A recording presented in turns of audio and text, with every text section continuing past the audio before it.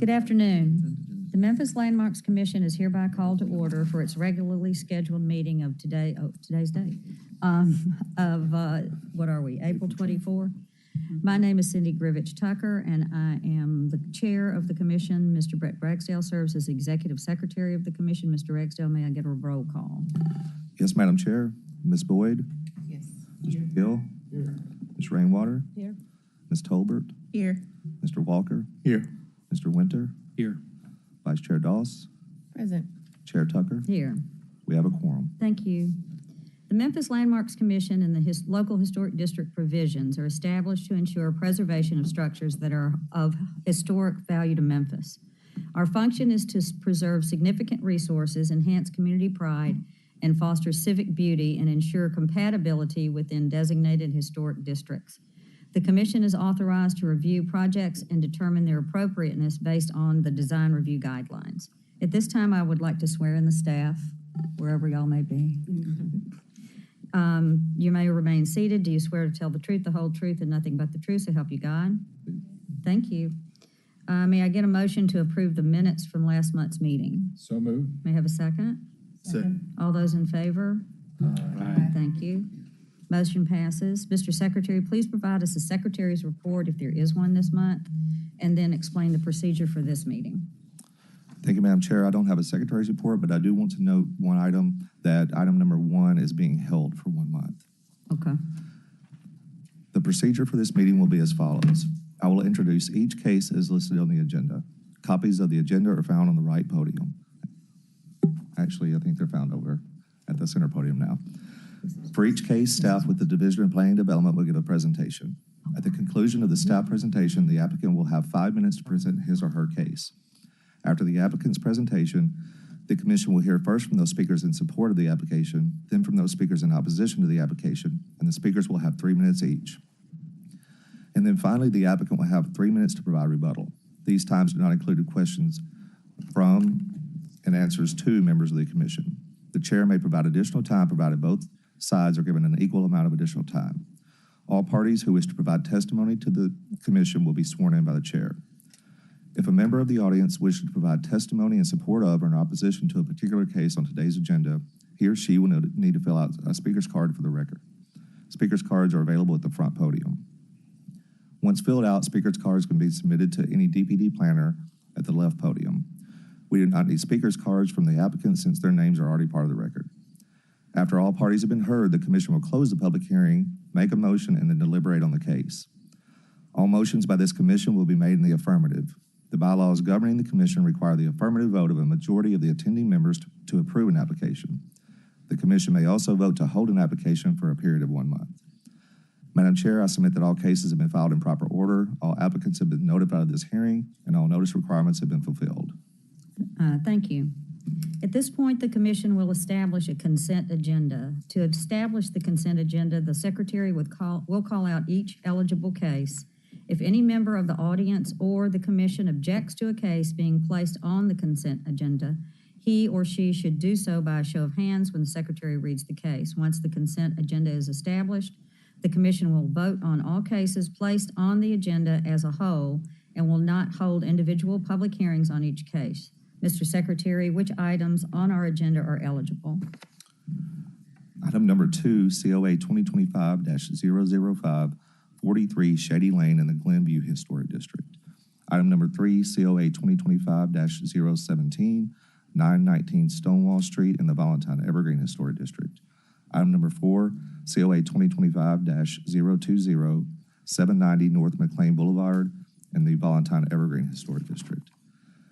Item number 6, COA 2025-031, 1123 and 1125 Roselle Street in the Glenview Historic District.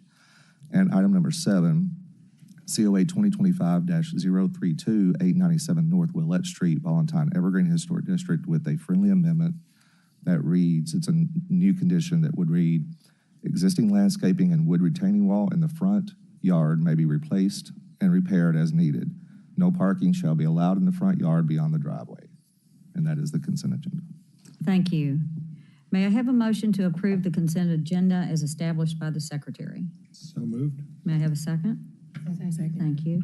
I would like to remind the commission that by voting on the consent agenda, he or she affirms that he or she has read the staff reports and is in full agreement with the conditions. Mr. Secretary, may I have a roll call? Ms. Boyd? Yes. Mr. Gill? Yes. Ms. Rainwater? Yes. Ms. Tolbert? Yes. Mr. Walker? Yes. Mr. Winter? Yes. Vice Chair Doss? Yes. Chair Tucker? Yes. Motion carries. Thank you.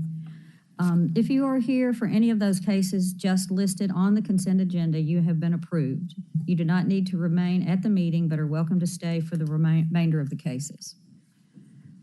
Thank you. Mr. Secretary, at this point, I would like to state that the minor COA applications as listed on the agenda have been reviewed and approved by the commission. The commission will now continue with the regular hearing of the major COA applications as listed on the agenda. Mr. Secretary, please call the first case.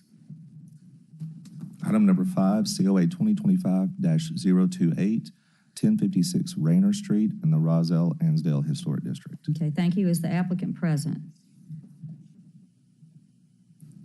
You can come up to the front. Come up to the podium, And, please, yeah, you can sit at the, or wherever. yeah, you can sit at that there, yes.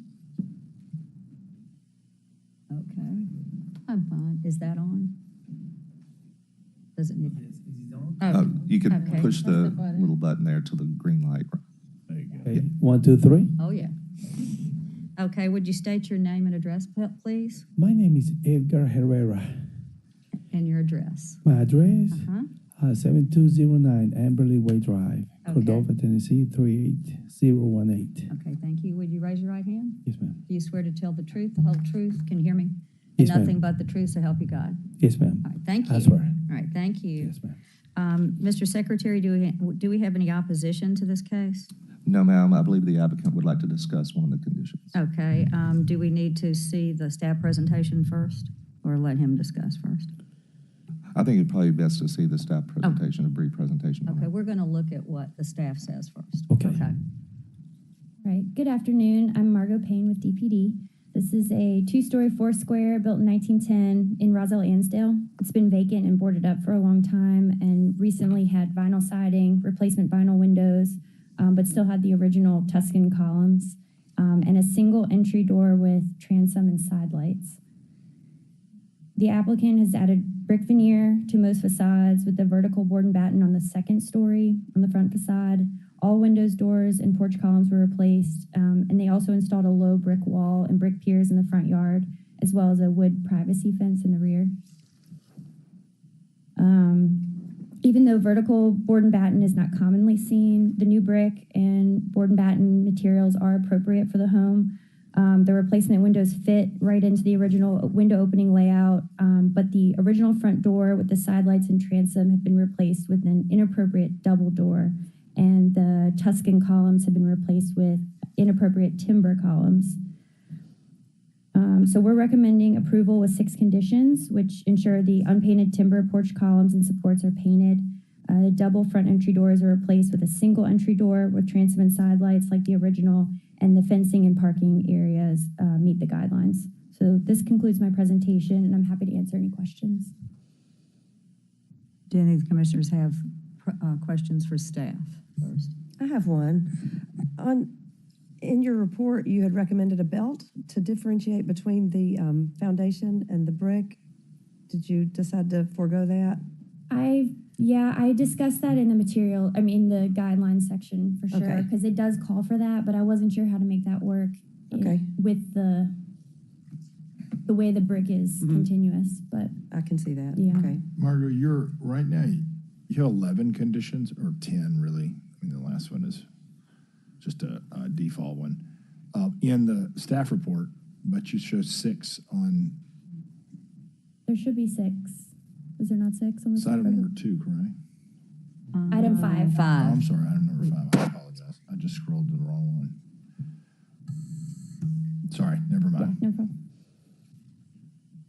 Anybody else for staff? Okay. Okay, yes, sir, you have 5 minutes to talk.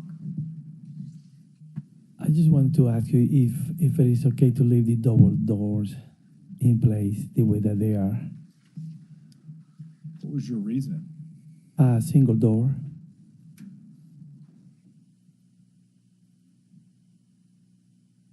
Is that all? That's it. Okay. And then after that, I can do whatever you ask me to do. No problem. And I got a picture right here of how the house used to look like. I don't know if you do. Did we have that up there before? Yeah.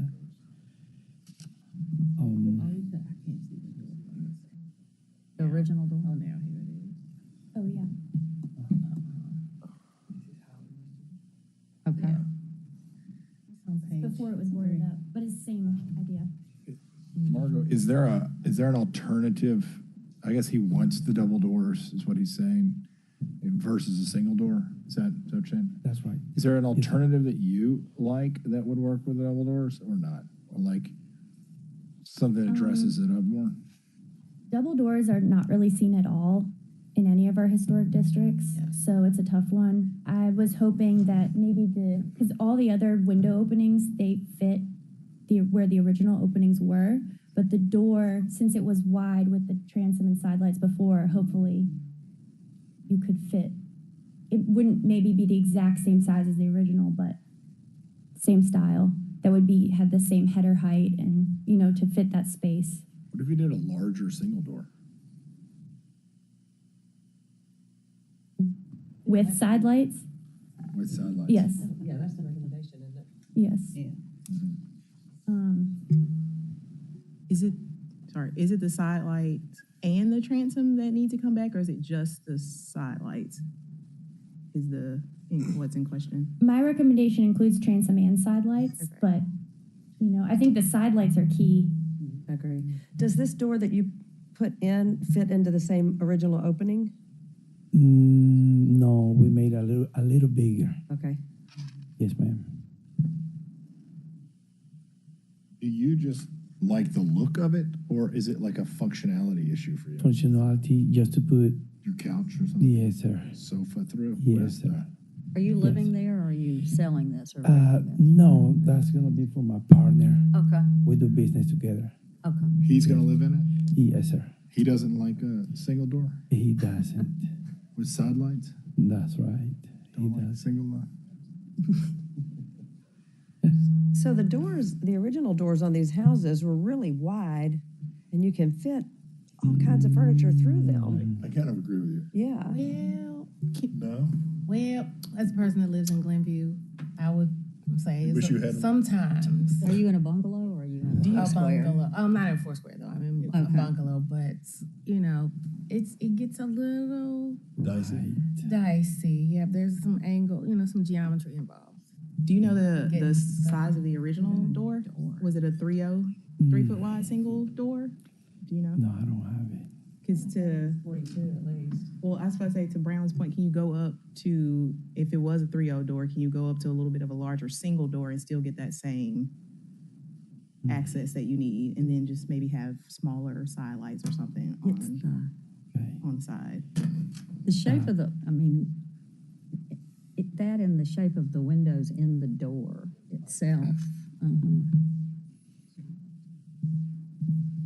Maybe if that changed. Will it look right with just side lights and not the transom? Will it even look right? It's such a tall It'd just opening. be I think big. it would be easy to put the transom in as well. Just depends on the But they exact can't read. proportions.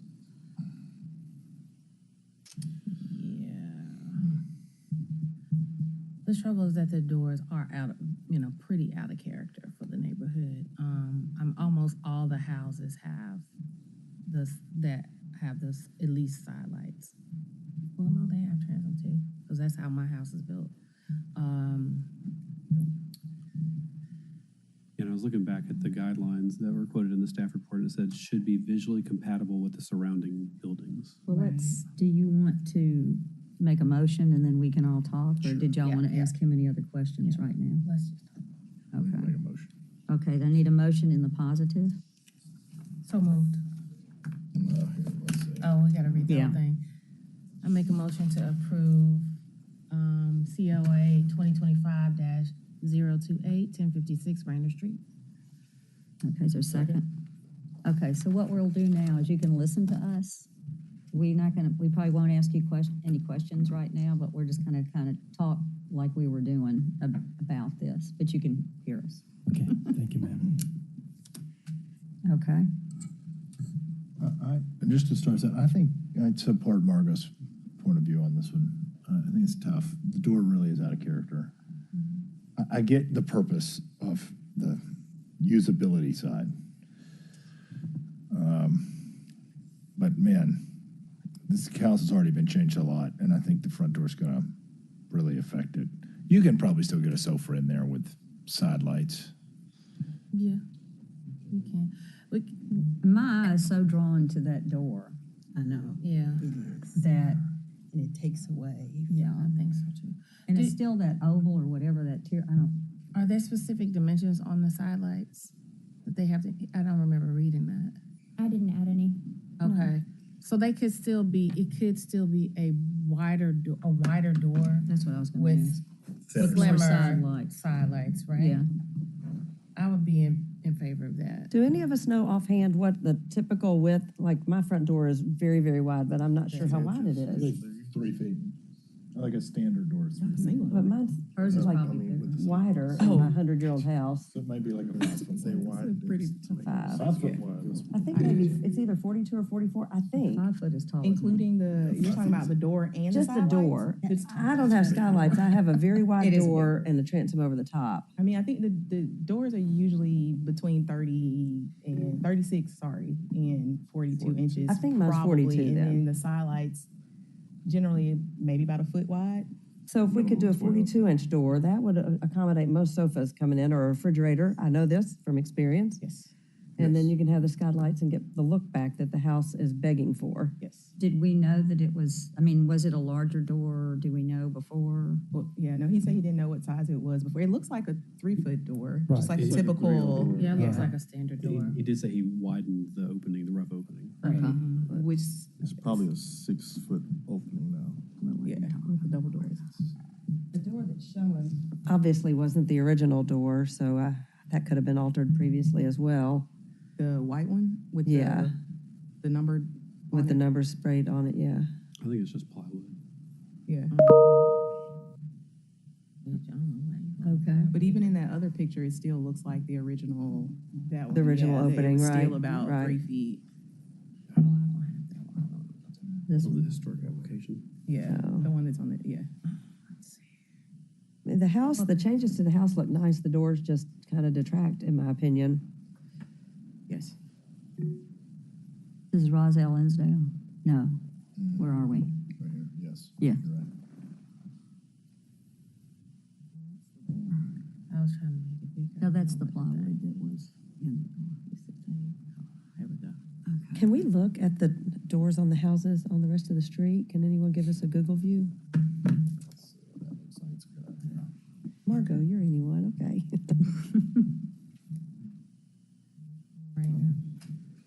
I think everybody's doing it. Not me. 1056 Rainer. And she's going for it too. Let's see what that be. Rainer. Oh, wow. Door.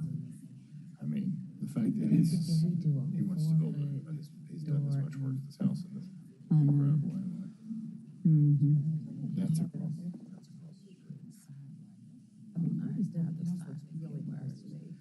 This one does not have either. Go to the other side.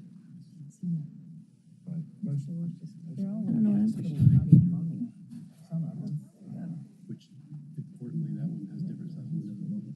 Yeah, it does. There's the same with the side You know, lights. people were just doing stuff before it was any interest in this. Pretty stretching. There's this. Go down to the, Keep going. here, wait, no, here, look up. She's got a What are y'all looking at? Do you want me to pull it up? Foursquare, no, the Foursquare, because we were in the smaller ones. Mm.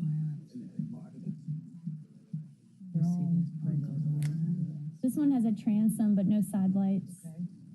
Yeah, see, yes. Yeah, but that has smaller windows as well. Yeah. There are two windows above this front door, so I think it justifies a larger opening.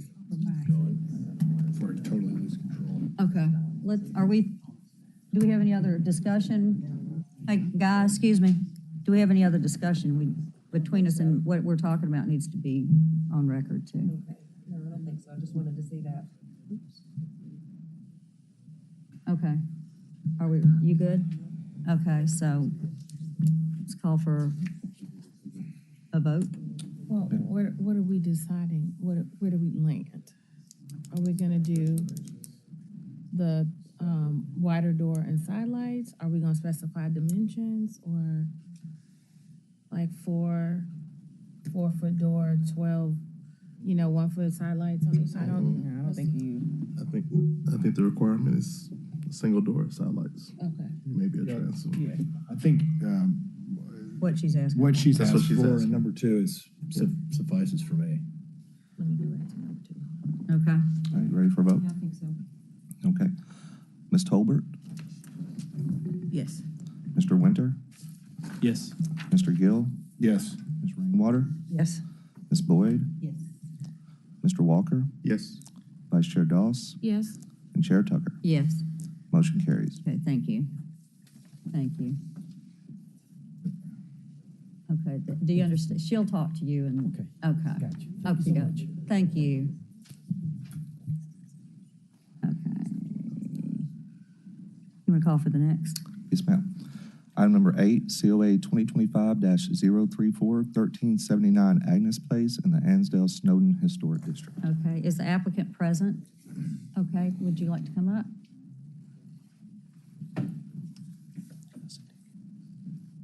Okay, and state your name and address.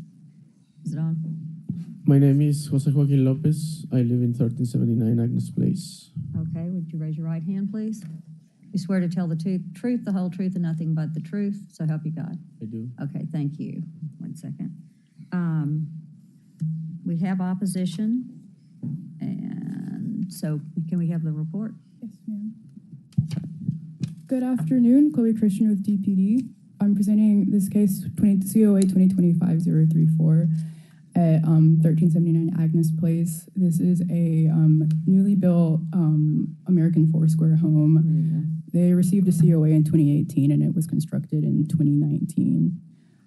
So the request is to enclose the porte-cochere to create an additional bedroom.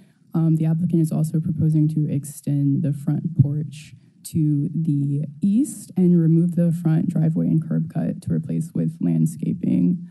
The image that should be on the screen right now, but is not yet, shows that there's actually double frontage on this lot. So it's sort of a unique situation. There's frontage on Agnes Place and then to the rear on Heiston Place. So the applicant intends in the future to access the lot from the rear on Heiston. So the request would essentially provide a continuous sidewalk frontage along Agnes. And that's indicated with the red hatching on the screen, the removal of the driveway. Here are the proposed elevations from the applicant. So the alteration would not have any impact on the footprint of the home. And the elevations show the extension of the front porch to the east as well. And the architectural elements of the siding, window style, and trim and material are consistent with the primary structure. So with regards to the guidelines, most of the guidelines are being met with this application, specifically with regards to material, texture, details, and proportion. And the extension of the front porch maintains that visual openness that the guidelines encourage. However, the guidelines don't specifically encourage enclosures to the front facade. However, staff does support this request due to the overall goal of the reduction of the vehicular driveway in the front yard and the concrete apron in favor of pedestrian safety and walkability, especially as this is a residential area, and the unique location of the lot with double street frontage for rear access.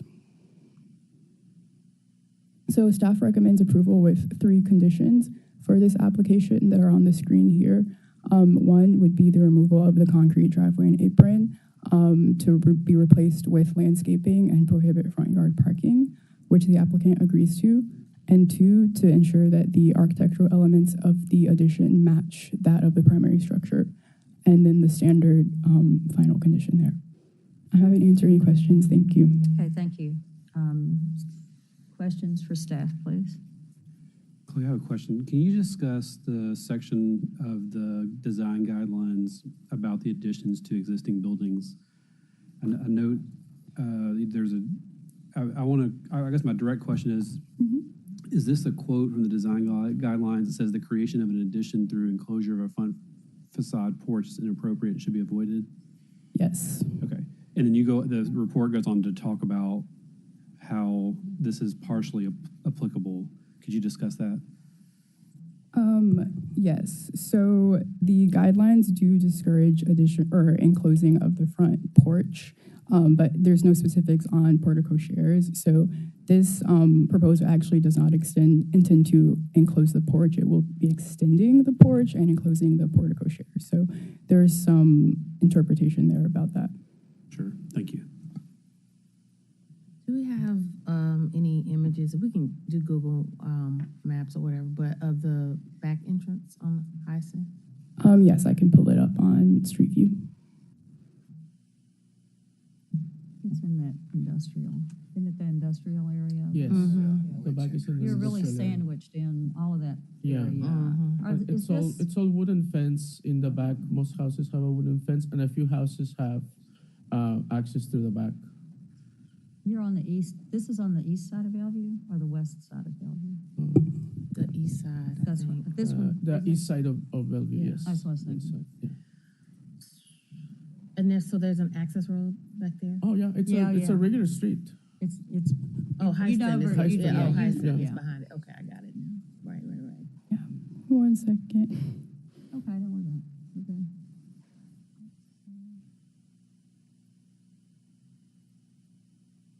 No, is this your home?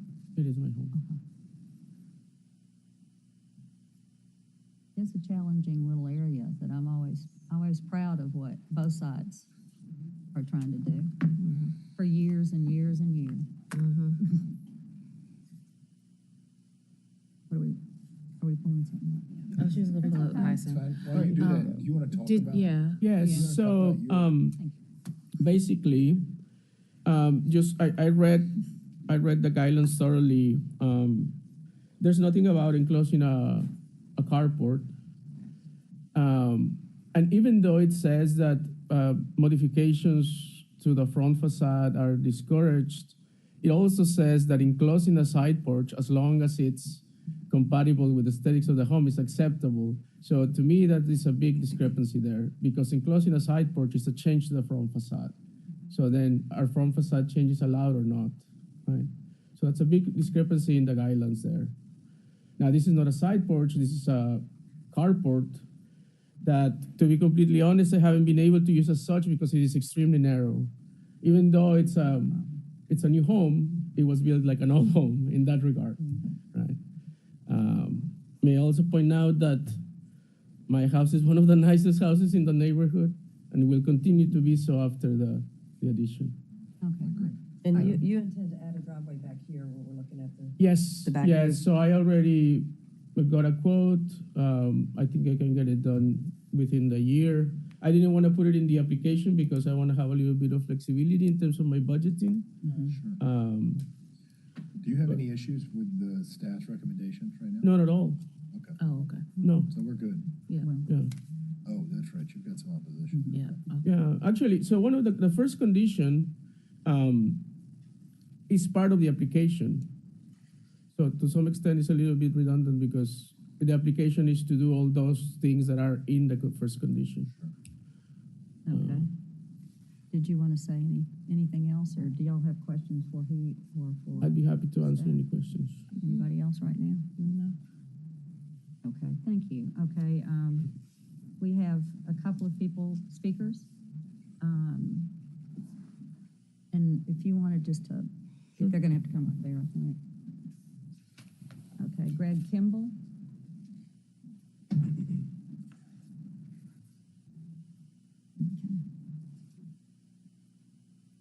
State your name and address, please. My name is Greg Kimball, and my address is 1176 Sledge Avenue. Okay. You swear to tell the truth, the whole truth, nothing but the truth, so help you God. I do. Okay, thank you. You have, I think, 3 minutes. Okay. Good afternoon, Commissioners. I serve as a block captain for Sledge Avenue West and as a board member of the Ennisdale-Snowden Neighborhood Association. On behalf of the Neighborhood Association, I strongly oppose the proposed addition at 1379 Agnes Place. This proposal directly violates our historic guidelines in 3 key ways.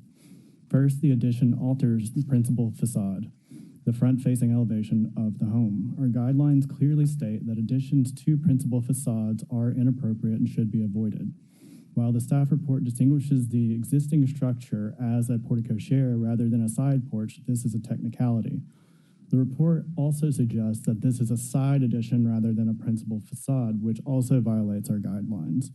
Additions may be located to the rear of existing buildings in ways which do not disturb the principal facades. And our guidelines also specifically say that you're not allowed to enclose a side porch, which there's being a distinction made here between the two, but they function as the same. When you look at the elevation, the addition is flush with the facade of the house. Second, this house was built in 2019 through a rigorous design process involving our association, specifically to conform with historic standards. The proposed addition would change its architectural style in a way that is not consistent with the neighborhood. It risks turning a carefully approved example of compatible new construction into a precedent for incompatible additions. Third, removing the driveway breaks the established rhythm of the street. Every other house on Agnes, except those adjacent to alleyways, includes a driveway or a shared driveway. The 1913 home that once stood here also had one. This change disrupts both spatial continuity and historical context. Lastly, construction began on this addition without proper review or approval. That oversight should not be rewarded with post facto approval. Allowing this change would open the door for future violations and weaken the integrity of our historic district. We ask you to uphold the standards that preserve our neighborhood's identity and deny this application. We respect the staff's desire to find balance, but historic preservation requires firm boundaries to prevent irreversible erosion of his neighborhood character. This addition crosses a line that our guidelines were specifically designed to prevent.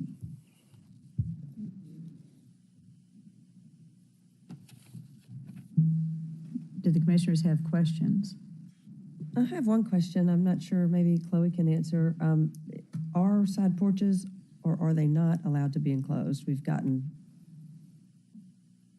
conflicting thoughts on that. I'll have to go back and see what the guidelines say about the side porch enclosure. Did you want to? They are not allowed to enclose the side porch. Hold on, stop. Don't talk. Hold on. You'll have a rebuttal chance. Yeah, you're gonna have a chance to talk. Yeah, there at the bottom of page 8 in the staff report regarding entrance. This is, I think, a quote from the design guidelines: entrances, porches, and steps. It says enclosing side porches if the visual openness and character of the original porch is maintained. I'm not sure if that's a. Yeah, that's the section that I was. Which is confusing. Yeah, I'm not sure that's a complete sentence, but.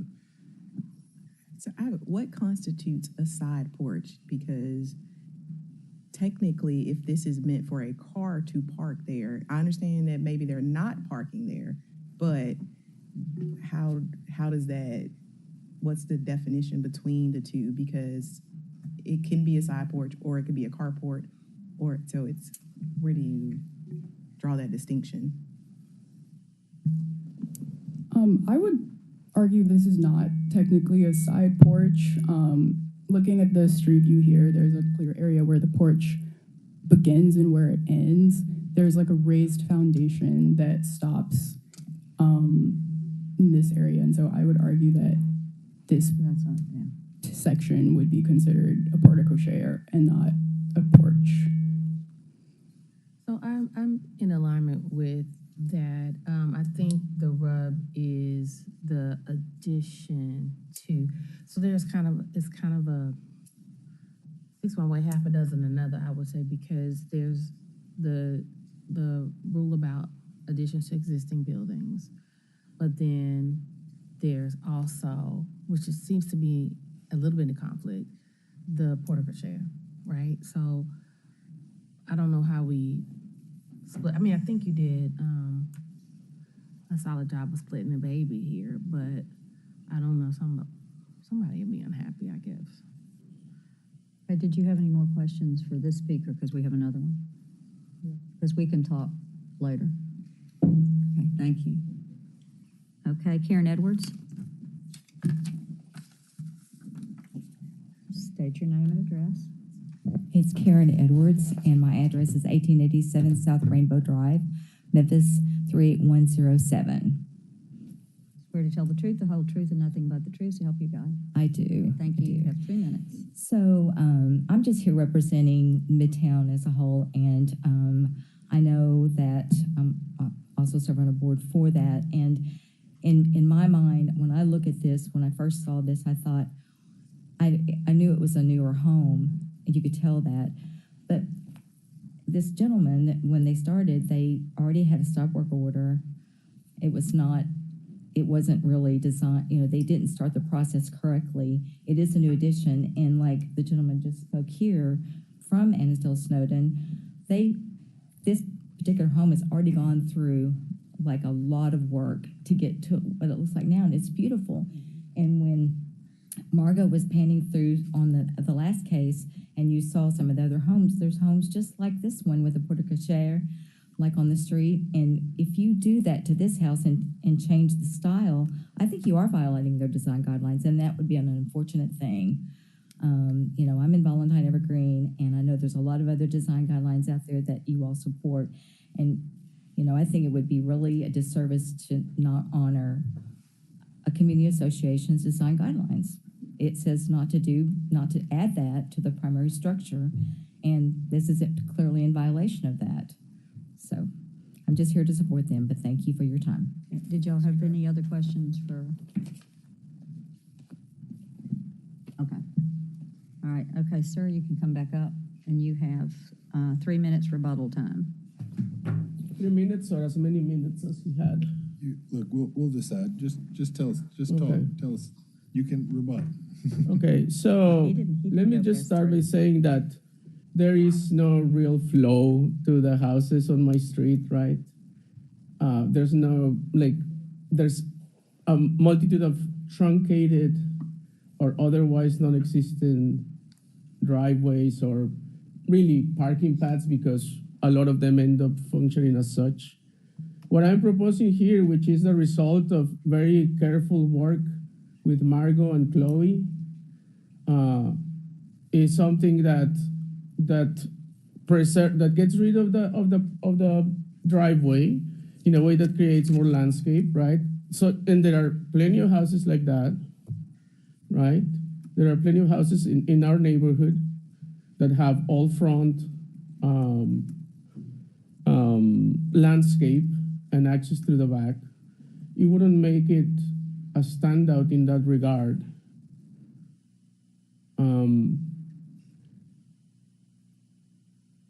I've complied with everything that I was requested to do. The fact that this is a retroactive application should have no bearing on your decision, because we see those all the time, right? It shouldn't be an issue, the fact that it's a retroactive. It happens all the time, right? They asked me to play by the rules, and I'm trying to do that. Did you start the construction prior to getting a COA? Well, I don't have a COA, so yes. Did you know that you were living in did you build this house? No, I So you bought bought it built. Gotcha. Did you know you lived in a historic? Yeah, so I reached out to a member of the neighborhood association, and I reached out through Facebook because she was my Facebook contact, and she, participates in the neighborhood Facebook group. I never heard back from her, and between this and that, and the schedule of my contractor, I started working on it. And then I received a couple of unpleasant visits from two neighbors. Then 2 days later, I got the stop work order, and really that was the most informative thing. Not my neighbors, the stop work order, right? Did you know you lived in a historic neighborhood? Yeah. Why did you decide to start construction without getting a COA? Well, I didn't know I needed a COA. You just didn't know. For any form of construction? What, excuse me? For any form of construction? What do you mean? COA, if you're gonna do it, you have to have. No, the COA, as I learned, the COA is just for alterations to the front, right? So for the back, you don't need a COA. That's actually, if you can't see it from the right of way, but Yeah. you actually have two right of ways on both sides. So Okay. there's an argument that all of your homes would need it. I don't know how Brett would interpret that, but Yeah, I'm not sure. I think that, because They're I don't have to primary. look where the line is. If right. It's an unusual situation having a road in the front, a house, Yeah, homes that face two yeah. roads, essentially, or have access to two right of ways. Like a corner. Yeah, that's true. Okay. Do you have anything else before we No, I really don't see if we're if we're really interested in building community and we're really interested in minimizing losses. I just don't see why this shouldn't be approved, to be honest. It is sad and it is surprising to me that I received way more empathy from Margot during my meeting with her than from any of my neighbors.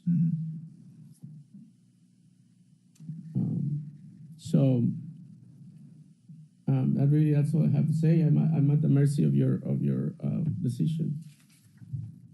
Any other questions? Okay, thank you. Thank you.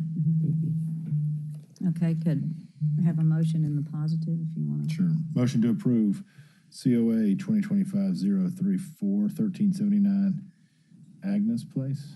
Second. Okay, so now we're going to talk to each other. Okay. I have a question for planning. Do you, I don't think that this is a porch. It's not like you're enclosing a porch here. So I'm looking at the Ansdale-Snowden guidelines, which are very old. They were go back near to the. 1988. Yeah. And what's the interpretation of, he's building a room onto his home, essentially. Whether that is underneath the carport is really not, it's not important. If you had room to build the other direction off the front of his home. So I don't see how the porch conversation has come in. Like, why is that even relevant? Yeah, so the porch itself, like I said, is not being enclosed. It's the porte cochere that is. So perhaps it's the question of the extension of the porch where that language might be getting intermixed. But the staff perspective through the guideline review is that the porch itself is not being enclosed. So that part of the question is not, But the existing roof line does mimic that of a wraparound porch. So I see the kind of the middle ground there. Can you show the drawings that he's proposing? But isn't that the same with any porte cochere though? Like it's going to be in line with the porch for the most part. That's the purpose. Yeah. The original 1913 home did not have a porte cochere. Is that correct? It looks like in the pictures. We're just looking at this is his proposal. What are the architects? Thing. That's what I want to hear from these three architects. Yeah. We've been looking at each other. Who's going to talk first? Who's going to talk first? We like Mario.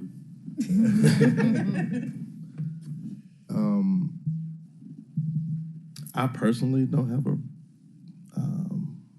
I personally don't. I'm okay with this, actually. I think the only thing is I'm not okay with it being aligned. Like if it had a little lip, like it was shadow line? recessed to match the recessed portion of the volume, I would be more inclined to approve it. But if it's in line with the main volume, I do not agree with that. So I think if we could recess it how much a foot or so. Yeah. How far? I mean, is it like a minimum? Behind. In line with the With the house. If you pull up the picture of the house now. So in line with that other side of the Yes. house? That's Okay. the only thing I was thinking the as main volume is still projecting out, and you're not affecting any of the siding there. Because again, it is also our job to support the guidelines. Yes. Whatever year the guidelines were made. Well, and that's what I wanted to speak to. I think that's actually a really great point, because what I was going to bring up was some of the discussion that Brown started with. This is splitting hairs, and I think staff's done an admirable job trying to find middle ground, and I think all the speakers have made some really good points, and so it's a very difficult decision. But I do think there is some, the design guidelines are not especially clear, and in light of that, I think we should look at the intent of the design guidelines. And so I want to just read a couple things that are from this. It says that, so just to answer your question, Brown, the reason the question of the porch versus porte-cochere is coming up is because there's a line in the design guidelines that specifically says the creation of an addition through enclosure of a front facade porch is inappropriate and should be avoided.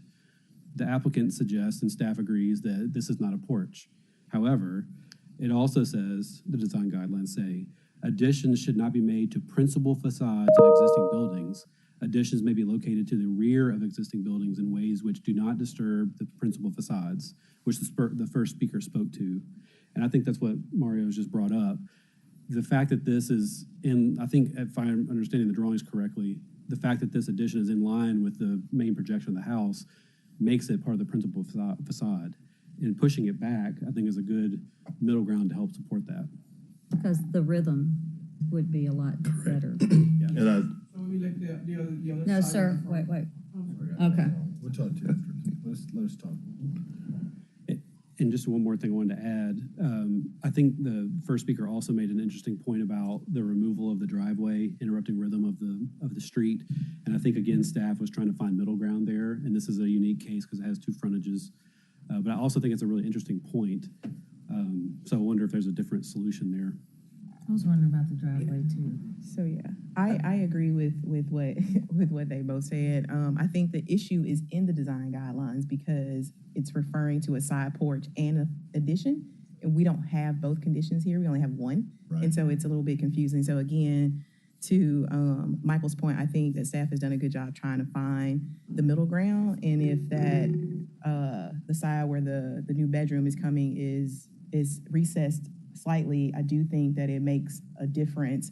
As far as getting rid of the driveway, so scrolling through on Google Earth, just on Agnes Place alone, I don't see any houses where there isn't a driveway out front. So that kind of feels a little weird. But there are houses where there is not like an actual carport, it's just a driving pad. And so a lot of the cars aren't even pulled all the way up. Right. They're a little out front. That being said, if you put this addition on but leave the driveway, that's still going to be a little awkward. So I don't know how we get to that decision. But as far as the addition itself, again, recessing it in that part, I think makes it feel at least a little better. Okay. So throughout Midtown, not here because they don't have alleys, but, go over one neighborhood, where there are alleys, there often are not driveways. People access the rear. So to me, that doesn't look out of place for the neighborhood, for Midtown. There's a couple of houses, particularly in Cooper Young, it's a different neighborhood, obviously. There's a couple over here too, and maybe Central Gardens that do not have driveways. I don't have a driveway. They have street parking. Yeah, and I think that's fine. I just meant specifically on this particular Right. street, I didn't notice any, but as far as the neighborhood as a whole, it probably does fit within the neighborhood. So that could be a precedent for getting rid of it, but. Just from a cleanliness point of view for your eye, I don't know if you notice, like if you just had a layman out front and you had no drive, but you had that concrete walkway. Right. I don't know if a layman would just immediately notice that, oh, there's no drive. Yeah. If it was in the back. I like the utility of it being in the back too. Mhm. And the guidelines don't seem to have anything to say about it. I'm in favor of his plan with y'all's adjustment to the creating a shadow line, whatever that depth should be, and leaving the drive the way he's proposed it. And just to clarify that, because it sounds like there was a question about it, I think Mario's suggestion was that the new addition is set back so that it's in line with the Front of the house. well the recess left on the side house. of this elevation, Yeah. or right side, sorry, I don't know my left. Right side, The yeah. right side of this elevation. So there's a main projection on the house, and then there's where the hipped roof is steps back probably 5 or 6 feet. What it looks like. It's not, according to this Oh. plan, it's like a foot or two. Yeah, it's not that far. Chloe, do you have the floor plan in there? It's about a foot offset, it looks like. Yeah, it's I don't think so. The picture makes it look further I back. feel like if it had been proposed initially with the little setback there and no driveway and only rear, that it would have been approved. Yeah. That, yes. Yeah, it does look Yeah, there's a, clearer in the picture than Yeah. it does on the plan. I don't think it'd be noticed. you can see the little offset right there. Yeah, So I'm sorry. So it'd be This gets pushed back to this. right. Yeah. Uh-huh. And then we Which go on to in the picture in porch. real life looks like it's a little bit deeper than what's shown on that plan, but just aligning it with that portion of the elevation, I think is what he was getting And at. we don't alter so we have the new bedroom is recessed to align with the house. We don't alter the Roof. porch. Yeah. I mean, the roof. We don't alter the porch at all. And then the driveway the suggestion was landscaping. Yes. So we do want to extend the porch Yes. there. Yes. So the front porch goes all the way across Okay. Yes. now. I do want to play devil's advocate, and even though I think this is a reasonable plan, I think still the intent of the design guidelines is that additions are made not on the front, period. So that even if we do recess this back, I think that, The porch should be left, right?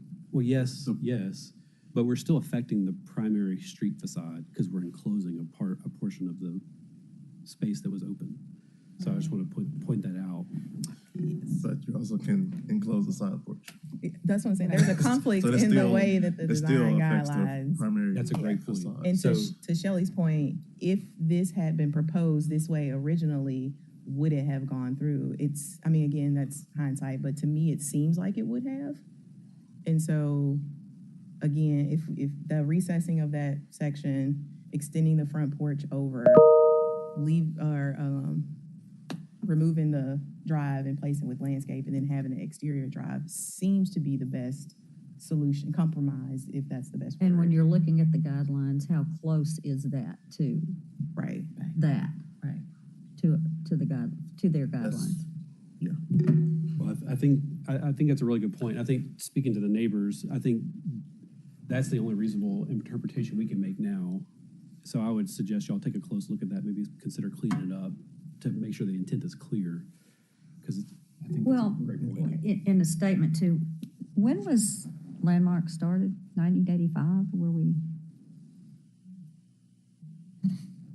Sorry. 1975? Yeah, come on. It was, I mean, these are from November of 88. 88. They haven't been updated since. no, so we were the commission first, was established in 1975. 75 because of where I live, actually. Yeah. So I thought about that then, Cotton Row, Howard Row. Yeah. They go back, I mean, because then these guys were here, they've been there a long time too. There's a lot newer ones, so I think that it would be lovely and they were phrased a little differently, and there's things that I would like to do Cotton Row that would have protected some other things around me. Yeah. Too. So I know that's another issue, but I just think that the interpretations are from 88 too. Well, I do want to make the point also, just for everyone's benefit, that, guidelines, the term guidelines are there for a reason. Yeah. That's why we have the commission, and, there's so many varying cases. So, sometimes things that are appropriate may in fact be contrary to a guideline. So, that's the process that we have is the commission. So we have guidelines, we review them, and I think that's what we always really strive to do. And so, you have to be careful with that, of course, as a commission, but you have 7 people sitting here that can, discuss and make that decision. And so, that's just a way to kind of think about some of the things that, when we have cases that have guidelines that, may conflict. Yeah, I totally agree. It's just hard to anticipate all these things that come up. I just wanted to acknowledge the neighbors' points. Thought they were well made. And people that have, a stake and have had a stake in their neighborhoods for quite a few years, a long time. With the knowledge that we're here to try to protect what they have been protecting for an awfully long time as well. I'm ready to vote with y'all suggested edit. Did you want to restate? We'll let Mario restate it or Michael? Whoever wants to do it. Let's hear what it says first. This is the hardest part. Yes, it is. I think I've got it. I think you just like the addition to be recessed to match the opposite side existing. Correct. Yep. And y'all will write that. Mm-hmm. And then the porch? Yes. And to work with staff on. Yeah, was it specified in here? I just wanted to clarify, Ms. Doss has raised a good point. Chloe, I think the intent is the porch would be extended in front of the addition. Right, the raised part. Front porch slab. Yeah, you can see it here, new porch to I'll match zoom existing. in. So yeah, that foundation. Well, they would have to match the elevations that are approved. Yeah, okay. Okay.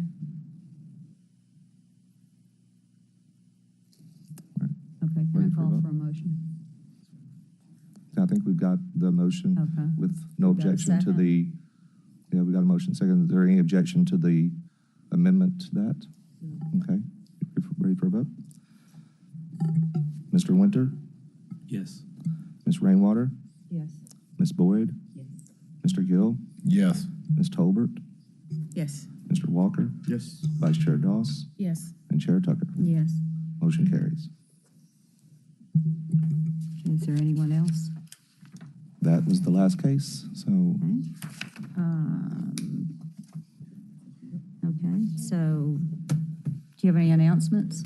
I do not. Our next meeting is May 29th. Oh, well, yes. I guess we can all see this. However, I would like to say welcome back to New Aisha.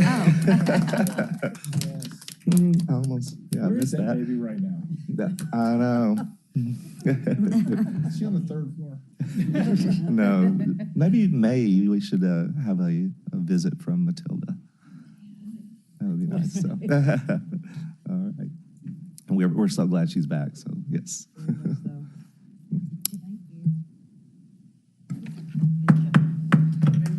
Thank you. Thank you. I want to say something.